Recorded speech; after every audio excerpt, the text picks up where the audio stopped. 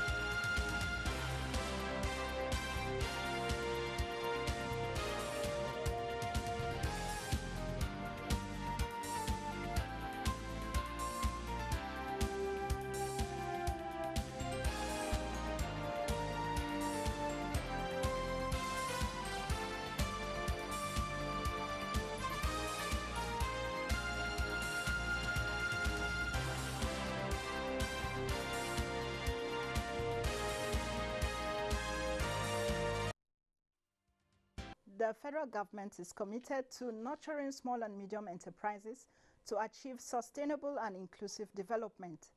Vice President Yemi Osinbajo emphasized this while declaring open the 25th edition of Micro, Small and Medium Scale Enterprises MSMEs Clinic in Delta State. MSME clinics, we have launched what we call a one-stop shop for MSMEs. These one-stop shops bring all the relevant agencies together in one place, in one state, so as to enable MSMEs access their services on an ongoing basis with relative ease. So what we've tried to do is that we've tried to ensure that in some of the states that are ready to partner with us, we have in one place, permanently, all of the representatives of the regulatory agencies, so that MSMEs can simply go there and have a lot of their issues resolved. Nigerians in the diaspora have been encouraged to take advantage of the federal government's diversification program by investing in areas such as infrastructure, agriculture, health, and renewable energy, which in the last 4 years have been the focus of government.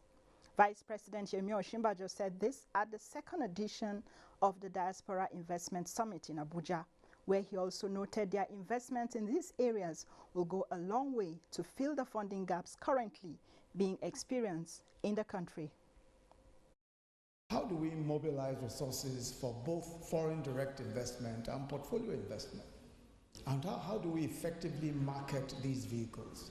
The answers to the many questions, as the Vice President observes, lie in other successful. Still on the Diaspora Summit, ratification of a Nigerian diaspora policy is one of the pathways to attracting foreign direct investment and credit financing expected to boost entrepreneurship. These were the views of participants on the sidelines of the Nigeria Diaspora Investment Summit. Needing about 100 million naira to be able to set up. And we're already getting some very positive reviews from the investors we've been able to talk to. Enacting laws, legislations that will impact positively to the economy, legislation that will have an impact on our own economy, legislation that will promote diversification of our economy from oil to non-oil sector. We also have 16 states that have diaspora focal persons. Some have commissioners, special advisors, senior special assistant, and a House committee in Ondo State Parliament. There's also a House Committee on Diaspora in Ondo State Parliament. So we're moving on so that at the federal level, working with agencies like NIPC. The African Development Bank's Board of Governors has approved the conversion of the bank-administered Sustainable Energy Fund for Africa into a special fund to amplify its development impact by allowing it to access a wider range of financial instruments beyond the current scope of technical assistance. The Sustainable Energy Fund for Africa supports small and medium-scale renewable energy and energy efficiency projects through early-stage interventions that enhance project bankability and access to private sector investments. Under the new dispensation, the fund will focus its interventions on green mini-grids to accelerate energy access to undeserved populations, green base load to support clean generation capacity, and energy efficiency to optimize energy systems and reduce energy intensity. The Minister of Communications and Digital Economy, Dr. Isa Ali Ibrahim Pantami, has directed the Nigerian Communications Commission, NCC, to resolve issues of illegal data deduction and review downwards the price of data in the country within 5 days. The minister who gave the directive noted that there were numerous complaints from Nigerians regarding illegal data deduction and high price of data, adding that he had personally experienced. That's why we have directed NCC to sit down with operators and review the price, because if you look at the price sometimes and even the quality of service is not encouraging. And in the future time, we do hope we'll start giving incentives for people that want to migrate from traditional business to electronic business. And we are still working on some subsidiary legislation, regulatory instruments that will protect businesses online, because when people migrate, then they need to be protected. To discuss the minister's directive on illegal data deduction and its effect on subscribers is the Vice President, Nigeria Internet Group, and President, Center for Cyber Awareness and Development, Dr. Bayero Agabi. Welcome to Business Express. Thanks for having me. Okay. So the minister gave the ultimatum to stop illegal deductions on data. What do you make of that instruction?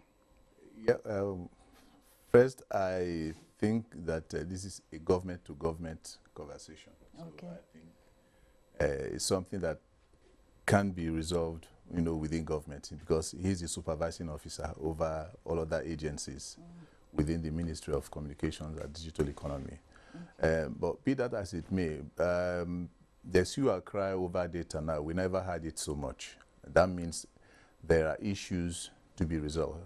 Okay, but at the back end, we know that the regulator, which is the NCC, that is empowered to do all of this, also reported to the minister. They hired a consortium of consultants to take a look at the various pricing benchmark to see what would be best, considering the infrastructural deficiency and the cost of having the kind of infrastructure required to ensuring that we have the best of data, not just having data, but data that is efficient for all to use before they arrive at what we have right now. But if the minister is saying that the situation of ground now is not the best that we can have, and then the Nigerians, the end users are also seriously complaining, that means there's something, seriously wrong, which I think that is a step in the right direction. But I think the minister can also, just call the other regulatory agencies heads and, okay, guys, let's sit down and take a look at these numbers, and then we can have it done. Okay, but this is not the first time such a directive is coming up. So what do you think is going to happen this time around? Do you see a possibility of any major difference this time around? Difference cannot come on an urgent note. Okay, why? Because there are a lot of things involved. Okay.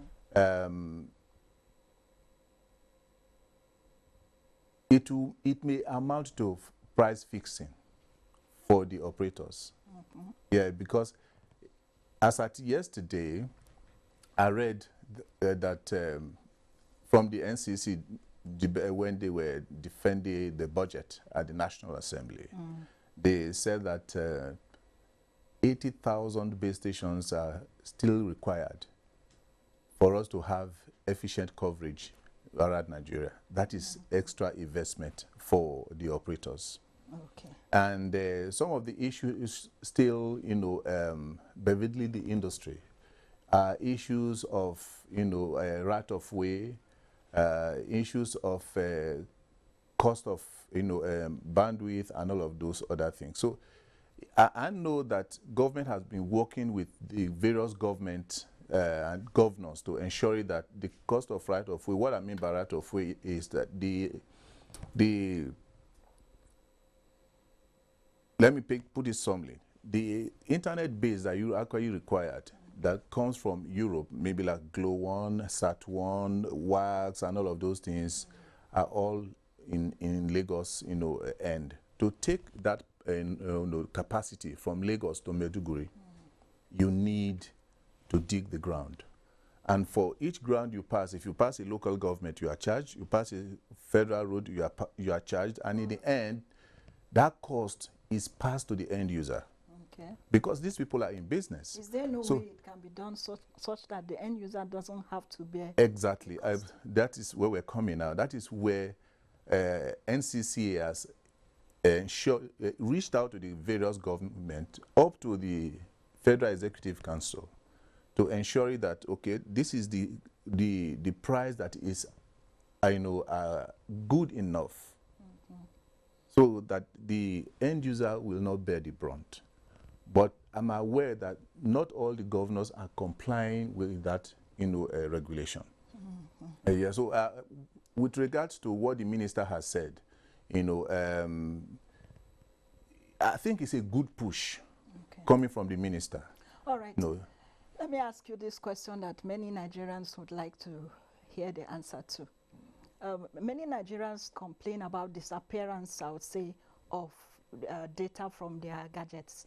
What could be the reason for this so-called disappearance? There are two reasons to it. One, the way we use our various phones. Okay. You see, when the internet came and we're using our mobile phones, the apps that we had in our various, app stores were not as many as we have them now. So there's some various apps, that we now have in the various app stores. Yes. A lot of us, we download what we really don't need, and then at the middle of the night, those things can auto, renew, or maybe an update or upload, all those kind of things. And those things require data. They all require data. And then we love to play videos, especially for the younger ones and all that. And then the second one was, this might sound a bit, political, but we saw what happened from MTN and the rest of them and all that. But I can't say that there are no sharp practices, because it has happened to me as a person. Okay, you buy data, over the night is gone. It wasn't happening before. On some networks, you can have a bundle that can last you for 2-3 weeks. You pay for it. But for another network, you pay for that kind of same bundle. Before 2-3 days, the thing is gone. Yes. And okay, so how do the networks, that is where the minister is saying and said it's a very good push. Okay, but the best way to resolving it is government to government.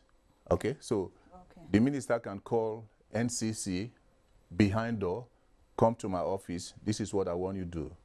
If that is being done, the minister can announce that we are working on it. Within so period, these things will be finally done. All right. Yeah. Why I say so, the reason I say so is to avoid what some people may liken to the regulating the regulator.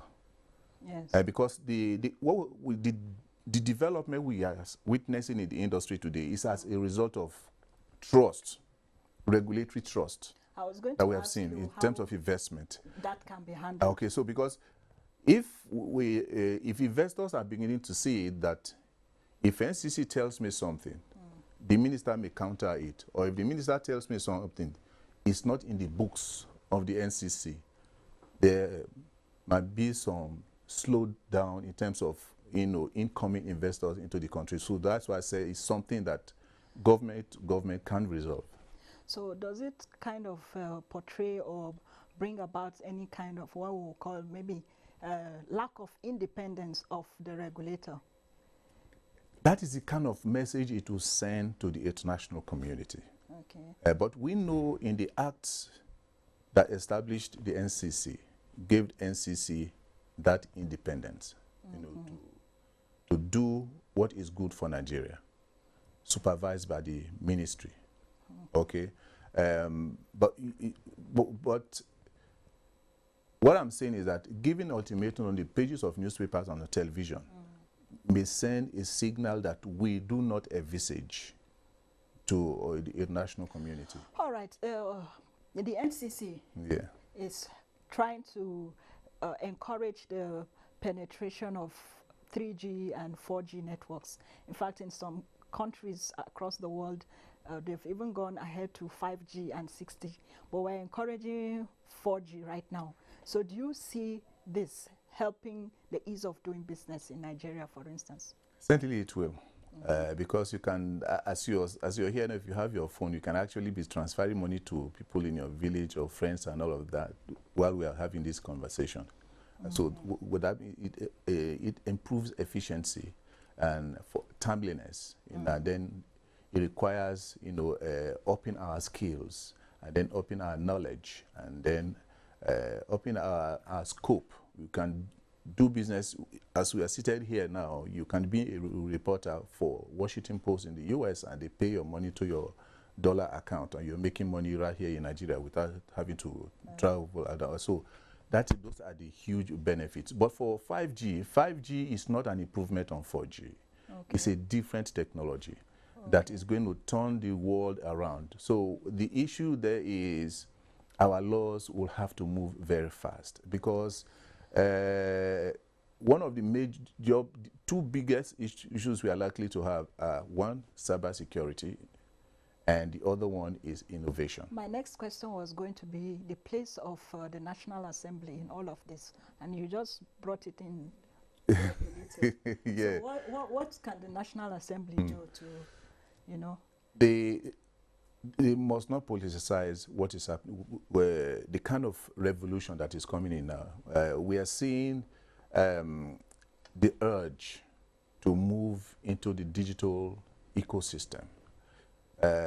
All economies now have become part of the digital economy. If you are not part of the digital economy, you are not doing business. So what that means, that has also up the issue of cybersecurity. And it has always been that security issues move faster than innovation.